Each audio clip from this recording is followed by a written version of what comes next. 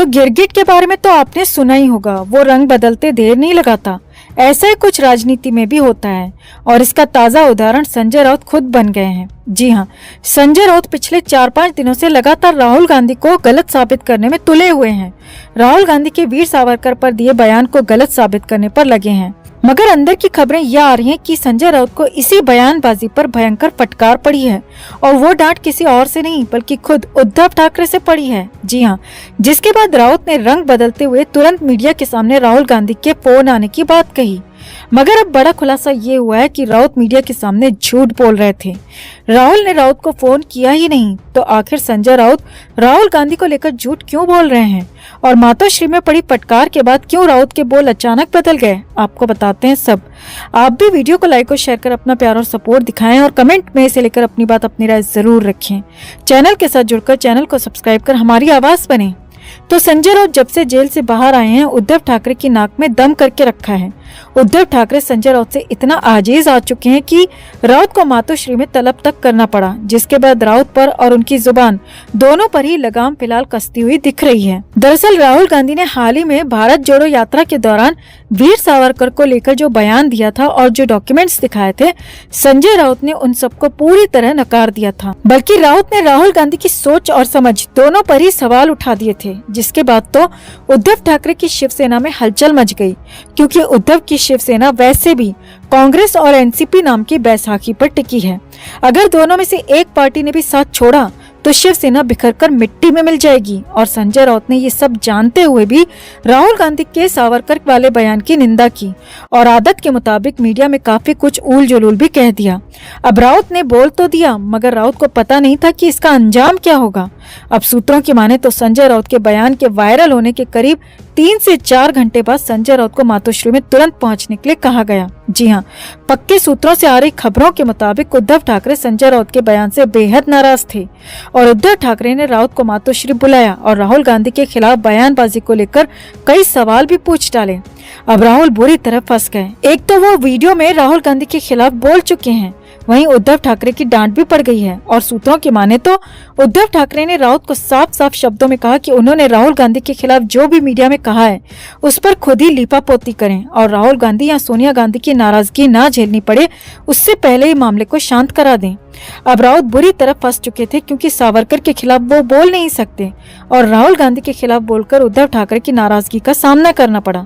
अब इसीलिए संजय राउत ने बेहद चतुराई के साथ एक बार फिर से मीडिया के सामने झूठ बोलकर अपनी बात को वापस लेने की कोशिश की। जी हाँ, वही फोन वाली बात जो कि राउत ने मीडिया के सामने कही थी, मगर वो बात भी झूठी निकली।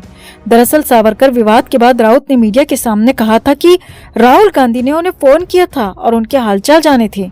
मीडिया के सामने राउत का कहा एक एक शब्द झूठा था। ना तो राहुल गांधी ने संजय राउत को फोन किया और ना ही हालचाल जाने। वो तो उद्धव ठाकरे की फटकार के बाद राउत ने मीडिया के सामने झूठ बोलकर लीपापोती करने की बहुत बड़ी कोशिश की। अब सूत्रों की माने तो संजय राउत ने ये झूठ उद्धव ठाकरे की फटकार के बाद बोला, क्योंकि अगर राहुल गांधी ने नाराजगी में शिवसेना का साथ छोड़ दिया तो उद्धव के लिए महाराष्ट्र में वापसी करने के रास्ते और भी ज्यादा सक्रिय हो जाएंगे और सत्ता तो संजय राउत को भी चाहिए। इसीलिए राहुल गांधी को नाराज करना बेहद महंगा पड़ सकता है। अब खबरों की माने तो संजय राउत ने इसी वजह से, इसी डर से राहुल गांधी की फोन वाली बात कहकर ये जताने की कोशिश की कि उनकी और राहुल गांधी के बीच सब कुछ ठीक है। अब हो सकता है कि राहुल गांधी संजय राउत से नाराज ना हो, मगर उद्धव ठाकरे अब भी संजय राउत से बेहद नाराज बताए जा रहे हैं, क्योंकि पहले तो राउत ने मीडिया के सामने राहुल का विरोध किया और फिर झूठ बोलकर बचने की कोशिश की। अब खबर आ रही है कि उद्धव ठाकरे संजय राउत से बेहद ज्यादा खफा हैं और जल्दी इस करनी की सजा भी मिल सकती है। तो आपको क्या लगता है? संजय राउत खुद अपने हाथों से अपनी मुसीबतें बढ़ा रहे हैं। कभी राज्यपाल तो कभी राहुल गांधी पर बयानबाजी कर संजय राउत उद्धव ठाकरे के लिए क्या मुसीबत बनते जा रहे हैं? कमेंट में इसे लेकर आप भी अपनी बात अपनी राय जरूर रखें और वीडियो को लाइक और शेयर कर अपना प्यार और सपोर्ट भी जरूर दिखाएं। तो संजय राउत को जेल से बाहर आए अभी कुछ ही दिन हुए हैं, लेकिन अब दोबारा जेल जाने की तैयारी खुद संजय राउत ने कर ली है। और बड़ी बात यह है कि राउत अब की बार मुंबई पुलिस के हत्थे चढ़ेंगे। खबरों की माने तो राउत के खिलाफ राज्यपाल के अपमान का केस दर्ज किया गया है और मुंबई पुलिस राज्य के महामहिम के अपमान पर एक्शन लेती है तो संजय राउत के लिए खुली हवा में सांस लेने के ज्यादा दिन नहीं बचे हैं। तो क्या हुआ है वो आपको बताते हैं। दरअसल संजय राउत ने पूरे राज्य को राज्यपाल भगत सिंह कोश्यारी के खिलाफ खड़े होने को कहा है। राउत ने लोगों से अपील की है कि सब लोग राज्यपाल कोश्यारी के खिलाफ विरोध प्रदर्शन करें और तब तक ये विरोध प्रदर्शन बंद न हो जब तक कि राज्यपाल कोश्यारी को उनके पद से बर्खास्त न कर दिया जाए। अब ये जानते हुए भी कि राज्यपाल का पद किसी भी राज्य में सबसे सम्मानित माना जाता है, उनके खिलाफ किसी को भी निंदनीय बात करने का हक संविधान नहीं देता और यूं सरेआम राज्यपाल की आलोचना करते हुए राउत ने अपने लिए ही मुसीबत मोल ले ली है। दरअसल संजय राउत राज्यपाल भगत सिंह कोश्यारी के उस बयान से खफा हैं जिसमें राज्यपाल ने छत्रपति शिवाजी को पुराने युग का आदर्श कह दिया था और नए युग के लिए BR अम्बेडकर और नितिन गडकरी को आदर्श बता दिया। अब राज्यपाल के इस बयान के बाद तो राउत बुरी तरह भड़क गए और हाथों हाथ राउत ने मीडिया से मुखातिब होते हुए कहा कि राज्यपाल ने छत्रपति शिवाजी का अपमान किया है। पूरा महाराष्ट्र शिवाजी को आदर्श मानता है, दशकों से मानता आ रहा है। मराठी लोग शिवाजी का अपमान बर्दाश्त नहीं करेंगे। यही नहीं, राउत ने राज्यपाल को तुरंत पद से बर्खास्त करने की मांग तक कर डाली। साथ ही साथ मुख्यमंत्री एकनाथ शिंदे से भी इस्तीफा मांग लिया। संजय राउत ने सीएम एकनाथ शिंदे पर निशाना साधा और सवाल किया कि क्या उनके पास आत्मसम्मान है जिसका दावा वो किया करते थे। सीएम शिंदे ने शिवसेना के खिलाफ विद्रोह के दौरान इसका हवाला दिया था। इस मुद्दे पर चुप रहने के लिए शिंदे सरकार की आलोचना करते हुए संजय राउत ने कहा कि राज्यपाल ने 1 साल में 4 बार शिवाजी महाराज का अपमान किया है, फिर भी सरकार चुप है।